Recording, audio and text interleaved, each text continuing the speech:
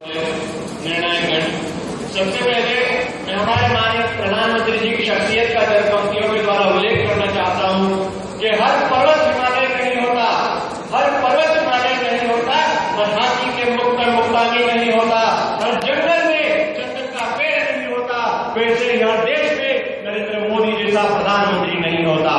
आजकल हमारे माननीय प्रधानमंत्री जी पर कई जोक्स बन रहे हैं, तंज करते जा रहे हैं, वो तो विदेश यात्रा ही करते रहते हैं, विदेशी दौरों में ही रहते हैं, देश में रहकर कार्य ही नहीं करते। मैं उन्हें बताना चाहता हूं कि हमारे माननीय प्रधानमंत्री जी ने लगभग 30 देशों की यात्रा की है और अगर उन्हें भारत की तरक्की, भारत के विकास, भारत की उन्नति के लिए 200 से अधिक देशों की भी यात्रा करना पड़े तो वे तत्परतापूर्वक अपने दायित्वों का निर्वहन करेंगे।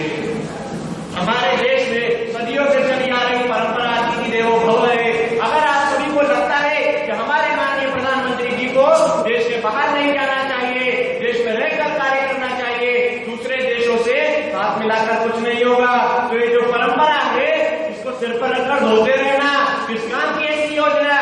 जब आप किसी के यहाँ जाएंगे ही नहीं तो कोई आपके यहाँ कैसे आएगा? भारत में विदेशी निवेश कैसे होगा? इस पर सरकार काम कर रही है। अगर आपको लगता है कि इन सब रास्तों से देश का विकास नहीं होगा, यह सब मेहनत व्यर्थ है, तो कुछ पंक्तियां प्रस्तुत है।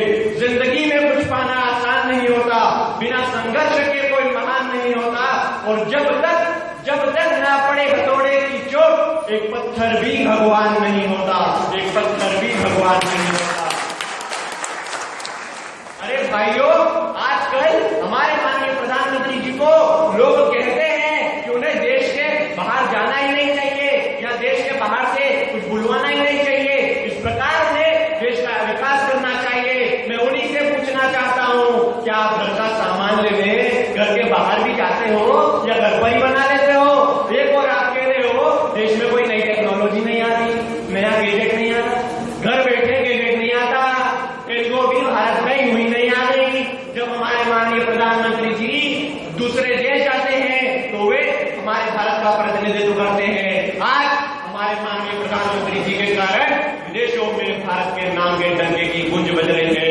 पहले भारत को कोई जानता नहीं था, भारत का कोई भी नाम नहीं लेना चाहता था। जब से हमारे माननीय प्रधानमंत्री जी आए हैं, हर देश के प्रधानमंत्री, हर देश के राष्ट्रपति के जुबान पर सम्मानपूर्वक भारत का नाम आ रहा है। इसलिए हमें गर्वित होना चाहिए, इससे हम भारतीयों को गर्वित होना चाहिए।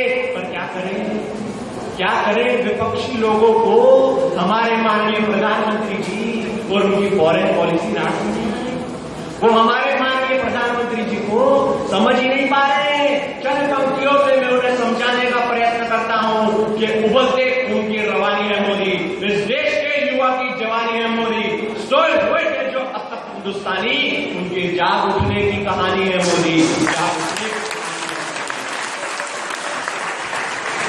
आज हमारे विपक्षी 567 करोड़ पर लेटे हैं। उनका कहना है कि हमारे माननीय प्रधानमंत्री जी ने घूमने में 567 करोड़ खर्च कर। हमारे समाज की यह सोच खराब है कि सबसे पहले बुराई के पहलू को देखा जाता है, सच्चाई के पहलू को कोई नहीं देखना चाहता, कोई नहीं सुनना चाहता।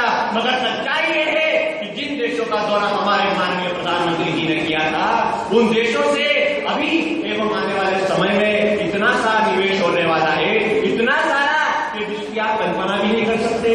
भारत में आने वाले समय में कनाडा $33 बिलियन और भारत को यूरेनियम सप्लाई करेगा।